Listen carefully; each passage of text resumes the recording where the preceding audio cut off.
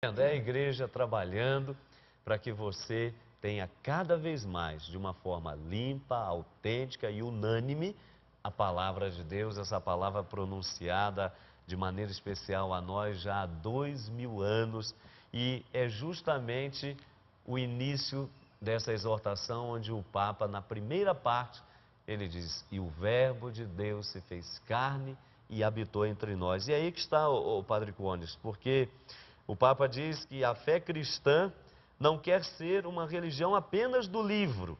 O cristianismo é a religião da palavra de Deus, não de uma palavra escrita e muda, mas do Verbo encarnado e vivo. Como entender essa colocação do Santo Padre? Bom, é evidente que a palavra de Deus é maior que a Bíblia. A palavra de Deus começou quando Deus disse: haja luz e houve luz, no dia da criação.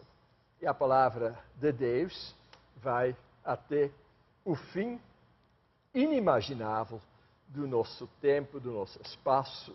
Deus tem a última palavra. Isso não se deixa condensar num livrinho. Ainda mais, mesmo na nossa experiência humana, aquilo que a gente diz não pode ser adequadamente colocado no papel. Isso é impossível. O papel é apenas uma referência da conversa que está sendo travada.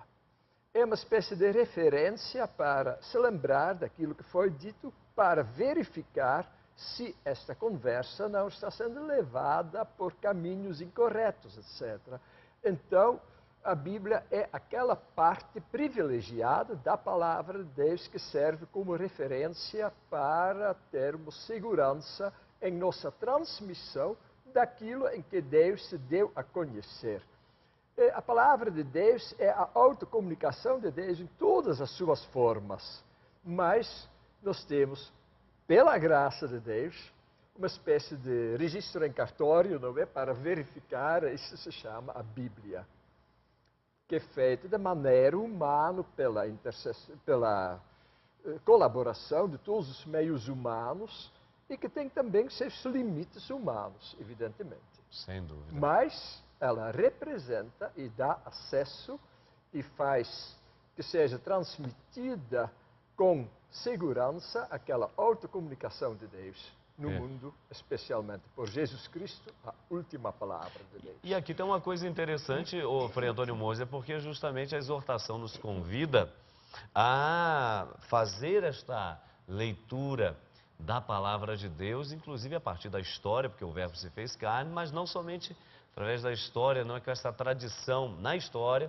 dentro dessa tradição viva da igreja, que nos ajuda a interpretar, a ler corretamente a palavra de Deus dentro do nosso contexto, porque uma palavra, às vezes, lida fora do contexto, acaba virando pretexto para se conseguir objetivar algumas coisas aí particulares, talvez até egoístas. Mas como é que fica essa questão frente, por exemplo, a Lutero, 1517, onde para ele só a Escritura, nela mesma, já nos bastaria, não tendo a necessidade de tradição, de magistério. E aí?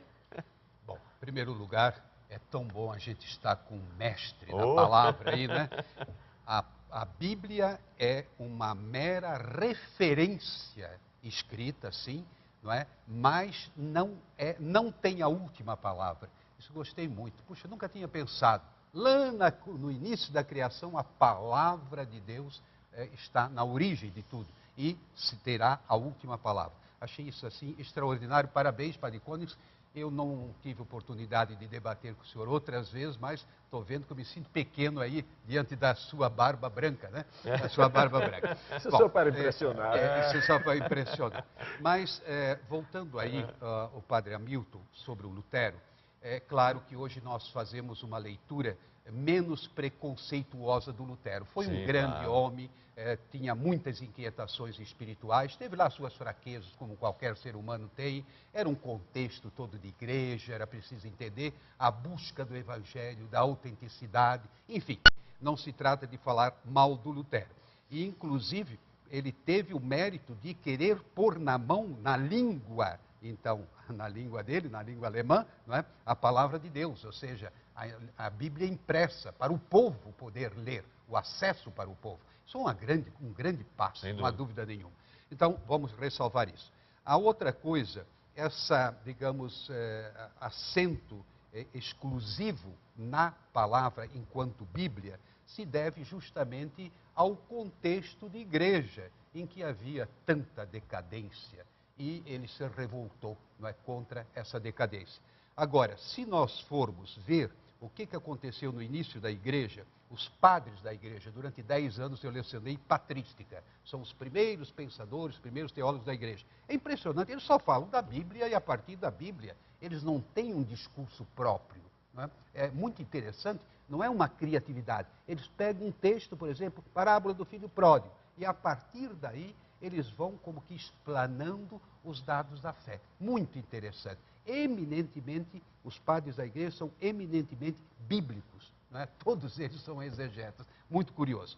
Claro, tem o Santo Agostinho que especula mais, tem outras categorias filosóficas, tem outros que têm uma antropologia mais desenvolvida, mas normalmente o que você percebe é, de fato, essa interpretação a partir da Bíblia. Ora, como é que eu, hoje, vou interpretar a Bíblia se eu desconheço aquilo que esses grandes gênios da teologia fizeram? E falo de gênios, por exemplo, Santo Agostinho. Nossa. Quem é de nós que pode se sentar ao lado de um Santo Agostinho? Ninguém. É impressionante. Mesmo Santo Ambrósio, que não tinha lá aquele grande estudo, né? Mas foi um grande intérprete da palavra de Deus. E assim poderíamos ir passando inúmeros padres. Importante é, nós chegamos hoje ao melhor conhecimento da palavra de Deus, vendo como a igreja viveu essa sua fé em Jesus Cristo vivo, morto, ressuscitado. Então, isso nos dá um balizamento e uma segurança para enfrentar os nossos desafios de hoje. E é muito bom, não é? É muito bom saber que nós temos essa história viva, né? Que nos ajuda a aprofundar sempre mais e melhor a palavra de Deus. Falando em palavra de Deus, então, primeira coisa, você tem a Bíblia? Tá bom. Mas será que fica só na estante, empoeirada ali? Segundo, você costuma lê-la? Com que frequência? Vamos ver o que as pessoas nas ruas responderam. Tem, com frequência. Sou evangélica. Tem. E a Bíblia é uma companheira constante, fica na cabeceira do lado da minha cama. Tem, todos os dias, com frequência, claro, com certeza. Bíblia é a lição de tudo, né? Tem ali, né? A gente encontra tudo nela, que precisa. Pro dia tá lá, é só abrir e ler. E independente de religião, acho que a Bíblia ela é fundamental na vida de todos nós. Lá em casa tem mais ou menos umas 4 Bíblias. A minha avó é uma pessoa muito religiosa e, assim, eu acompanho nos textos, mas eu mesma lia quando eu era pequena. Só, assim, hoje em dia eu não leio mais, não.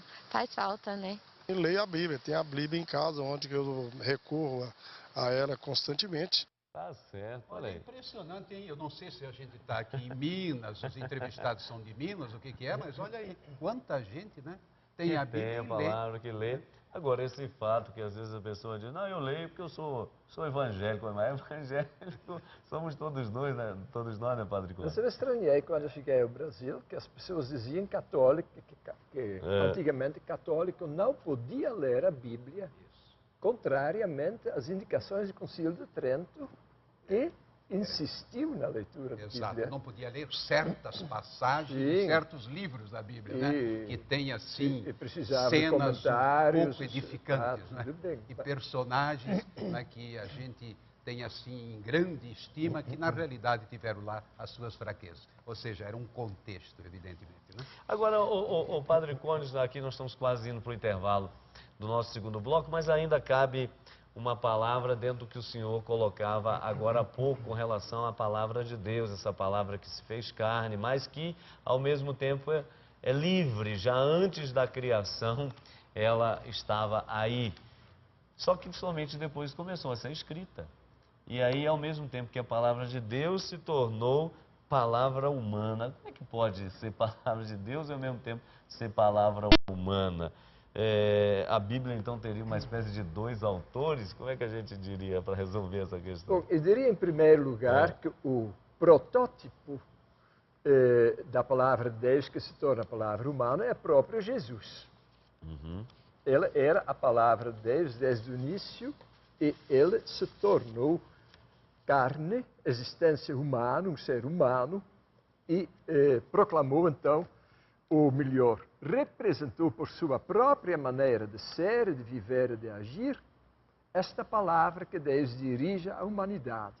E às vezes eu tenho tentação de traduzir o primeiro capítulo de São João assim, que Deus diz, gente, desde que me conheço por Deus, eu tenho uma palavra que eu quero falar.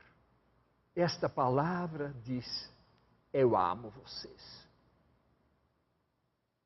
Esta palavra se chama Jesus. Palavra humana, que não tira nada da divindade. Na Bíblia acontece um pouquinho a mesma coisa, não com tanta perfeição, mas a gente pode fazer a comparação. Jesus teve uma certa limitação, ele só viveu 33 anos, por exemplo. Só trabalhou num pequeno lugar do mundo que quase nem estava no mapa. E, quer dizer, ser humano é ser limitado. Isso não é uma imperfeição, isso faz parte do ser humano. Uhum. Assim como Jesus era limitado no tempo e no espaço. Então, quando a palavra de Deus está sendo escrita, registrada por escrito por pessoas humanas, entra também um pouquinho esta confinação dentro da limitação humana. Mas ela não deixa de ser palavra de Deus. Não toda a palavra de Deus, mas a parte da palavra de Deus a qual nós sempre podemos recorrer, porque ela está aí escrita. Ora, esse trabalho de escrever são os autores humanos, mas o verdadeiro autor é Deus, porque autor significa aquele que faz as coisas acontecerem. Isso que Deus faz. Quer dizer, ele toma a iniciativa, sempre. Toma a iniciativa e tem a última palavra.